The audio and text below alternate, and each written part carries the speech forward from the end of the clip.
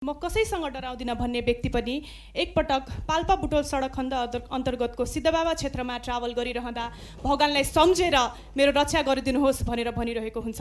यस्ता डरलाग्दा सडक खण्डहरू नेपालमा कति छन्। बर्खायाम सुरु भएसँगै तराईमा डुबानको क्षेत्र बढिरहेको हुन्छ।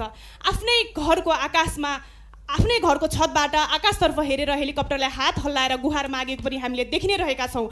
म सभामुख महोदयले आग्रह गर्न चाहन्छु, जीवनको कुनै मूल्य हुँदैन सभामुख महोदय, तर नेपालमा वर्षौँदेखि विपद हुन्छ, छानबिन समिति बन्छ, सरकारले दुःख व्यक्त गर्छ, सामान्य राहत बाँड्छ अनि जिम्मेवारीबाट भाग्ने प्रवृत्ति फेरि दोहोरिन्छ। सभामुख महोदय, विश्व स्तरमा इबोला जस्ता भाइरसहरू बढिरहेका छन्, नेपालले यसको तयारी के गरिरहेको छ? म सभामुख महोदयको मार्फतबाट सरकारलाई आग्रह गर्न चाहन्छु, विपद आएपछि होइन, विपद आउनु अगाडि यसको तयारी गरियोस् ताकि नागरिकलाई यस्ता समस्याहरूमा राज्य पनि हाम्रो साथमा छ भन्ने महसुस होस्। धन्यवाद। माननीय सदस्य